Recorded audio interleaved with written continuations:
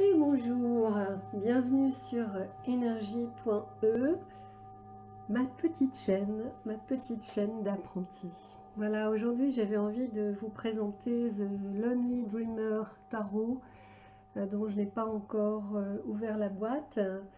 Donc c'est un tarot qui a été créé par Melissa Waterspoon. C'est donc une jeune femme qui a déjà à son actif deux Lenormand, à ma connaissance, le Rustic Roots et l'Aurum Lenormand. C'est un projet qui a été financé sur Kickstarter le 19 août 2020 et qui s'appuie en fait sur les jolies œuvres de Odilon Redon ou Bertrand Redon, qui est en fait un peintre, un graveur symboliste français qui a vécu de 1840 à 1916. C'est un monsieur qui est né un petit peu après Baudelaire et qui est mort un petit peu avant Apollinaire. Je vais vous présenter tout de suite ce joli tarot. Il m'a semblé que c'était intéressant de le faire maintenant parce que à cette même époque, je fais cette vidéo le 17 octobre, il y a aussi un autre projet sur Kickstarter qui s'appelle Les Noirs, qui est un joli oracle créé par Mystique et que j'ai backé. Il reste encore, je crois, 16 jours. D'ailleurs, je vous invite vraiment à aller voir ce projet parce qu'il est aussi magnifique dans un tout autre genre. Là, il s'agira des premières œuvres d'Odilon Redon, donc cette période où il peignait et gravait sur lithogravure, donc des dessins qui étaient avant l'heure finalement une manière de traiter de l'inconscient et aussi de l'ésotérisme. Voilà, donc je déballe ce joli tarot. Alors une jolie boîte avec un joli code barre, bon, on va essayer d'oublier. Voilà.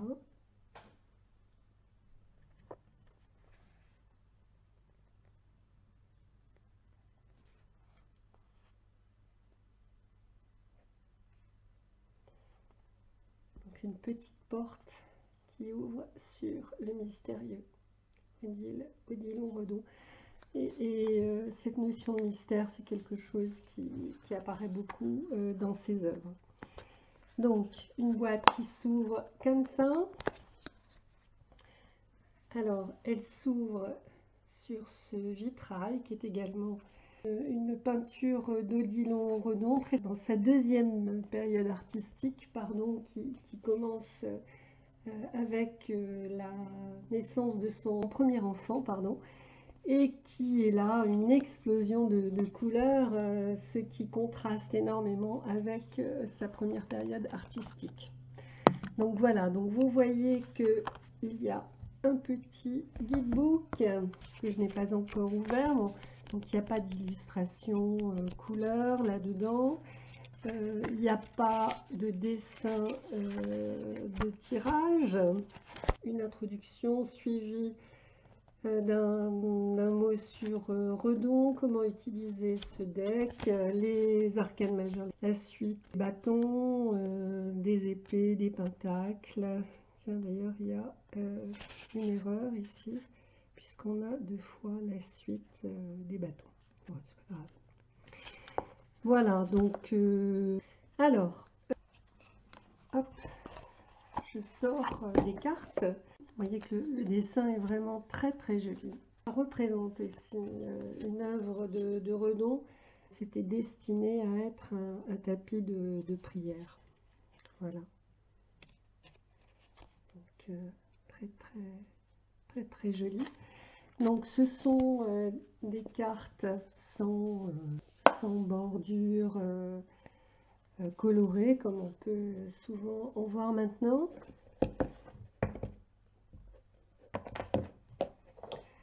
Donc ce sont des cartes donc de 12 cm sur 7, un papier de 330 grammes, 84 cartes. Ça veut dire que il y a des cartes, 6 cartes supplémentaires, 2 options pour les 8 baguettes, une carte d'art, les seekers, les dreamers et l'esprit gardien, et puis l'ombre. Donc 84 cartes au total. Donc on voit, donc ce sont des cartes qui sont flexibles, le papier est de bonne qualité. Donc on voit un tissé, je ne sais pas si vous le voyez, on voit un tissé sur la carte finalement qui rappelle le côté huile de l'œuvre, puisque en fait Redon a peint dans un premier temps, dans sa première période artistique, les noirs au fusain, à l'encre, pour ses lithographies. Dans une deuxième partie, il a fait des pastels et il a peint à l'huile. Et il a même rajouté d'ailleurs des pastels sur ces noirs. Alors je vous présente les cartes, j'ai réglé ma caméra. Donc vous précisez que moi je suis loin de connaître toutes les peintures d'Odilon Redon.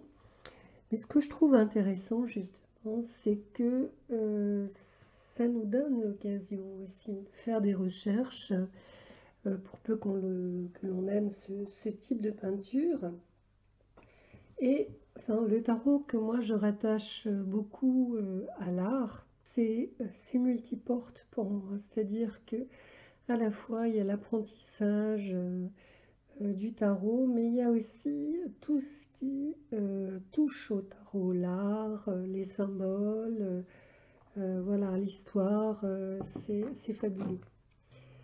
Donc le magicien, alors celle-ci, je crois savoir que c'est le chaudron et le sorcier.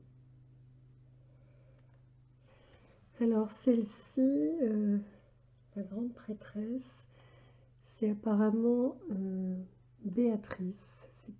C'est une œuvre idéale pour la grande prêtresse avec le livre. Ici donc on a l'impératrice. L'impératrice, c'est la naissance de Vénus. L'empereur. Enfin, moi j'y vois la notion de pouvoir, de puissance. Le hiérophante. Les amoureux. Ce sont plutôt 2 femmes. Pourquoi pas.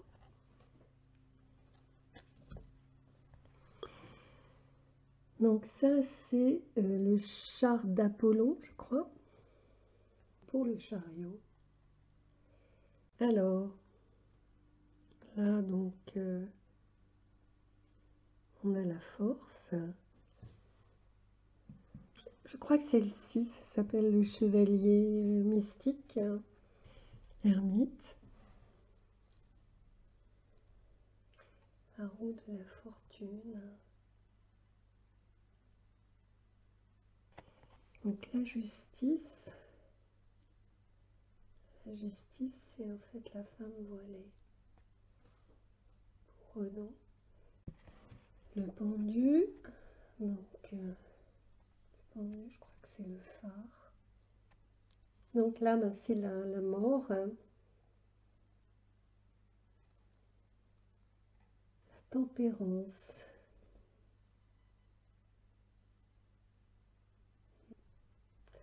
Oh, je trouve pas ça toujours convaincant, mais bon, voilà. Le diable, ça ne doit pas être simple.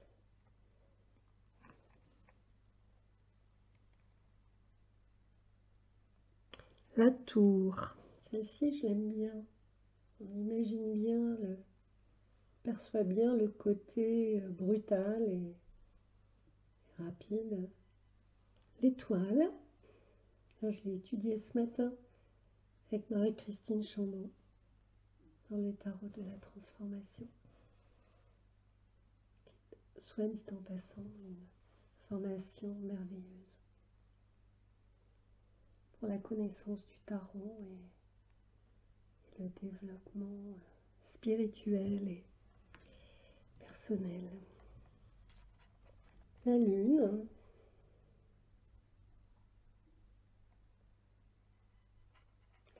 Moi, je sais que pour travailler sur ce tarot, je vais devoir en fait connaître les œuvres de Nilon Redon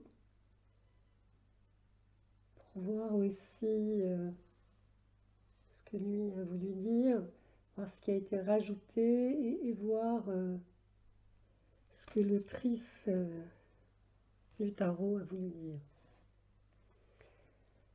Donc le jugement, le monde. Alors j'imagine que l'espèce de mandorle de lumière n'était pas là à l'origine. L'as de bâton, donc on voit le bois qu'elle a rajouté. J'ai été frappée de savoir en fait qu'il avait su dessiner avant de savoir écrire. À 11 ans, il était déjà primé le bateau. Alors, le 4, donc le 5, le 6, le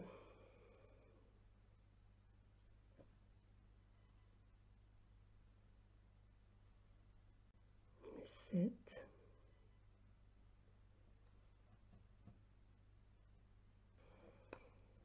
ça c'est l'araignée souriante.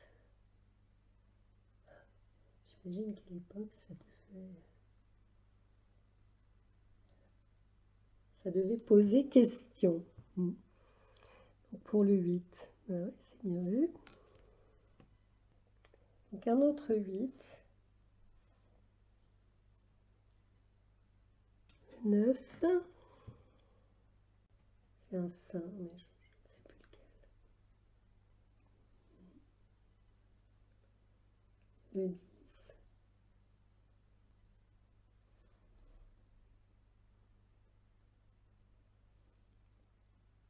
mon cavalier de bâton, la reine avec son chat.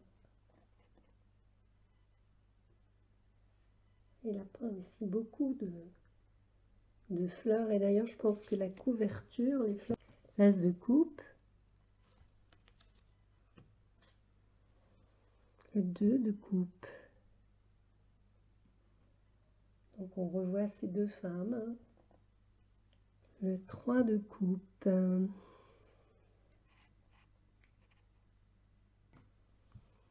4, c'est l'ange et les chênes.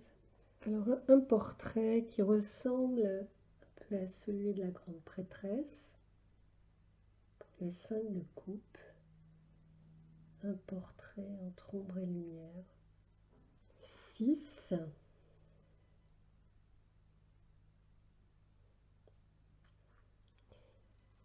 Le 7.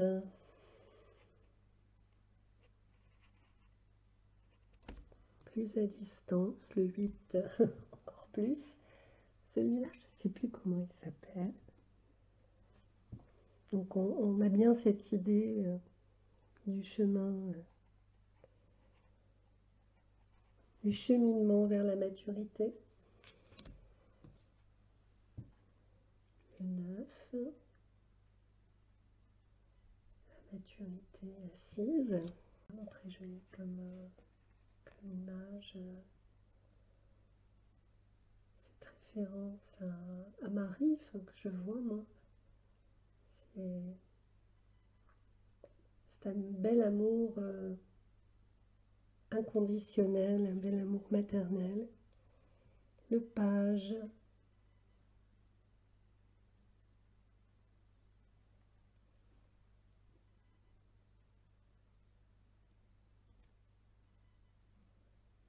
reine de coupe. Alors, le roi de coupe. Elle a l'air d'être très vivante, cette coupe. Alors, l'as d'épée, encore Pégase. Le 2, le 3,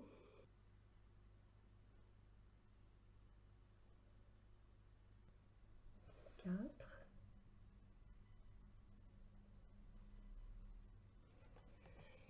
le 5, le 6,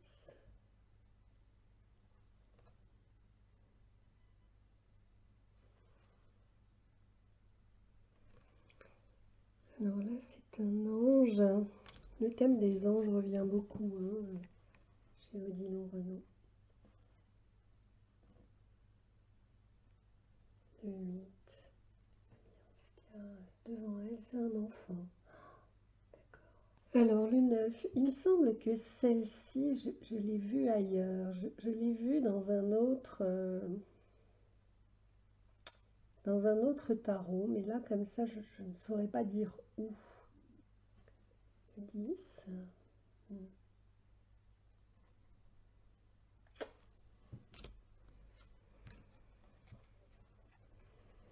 Le page.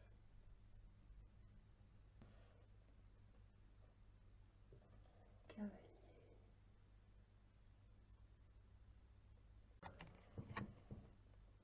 La reine, l'épée nue sur son cheval.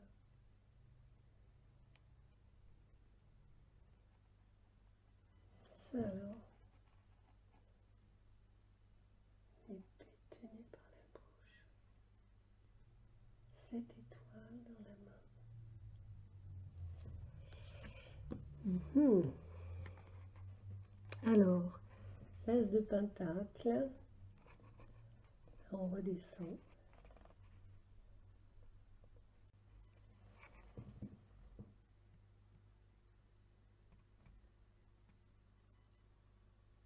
Là, c'est le travail, la co-création. Le 4 de pentacle, je trouve qu'il a un peu la tête de celui qui dit mon précieux dans Tolkien. Alors, 5. Le 6 de pentacle.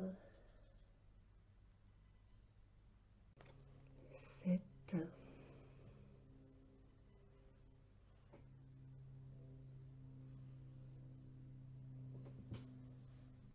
Le 9 de pentacle. Celle qui regarde son travail. Le 10. Moi, je comprends qu'il y a à la fois la récolte et l'ouverture vers l'extérieur, donc un champ qui s'ouvre. Page de pentacle. Qu'est-ce que j'aime bien ces couleurs. Alors, le cavalier de pentacle. Donc, la reine de pentacle, là, installée, affairée. Donc ça, c'est une image du Christ. Je sais pas trop comment interpréter ça, justement. Il va falloir que je regarde. Sinon, le Dreamer, près de l'arbre de Bouddha, je pense. Le chercheur.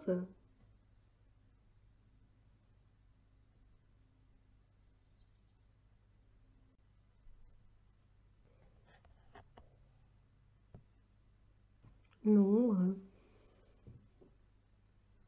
on voit comme un visage dans ce tronc. Et cette grâce.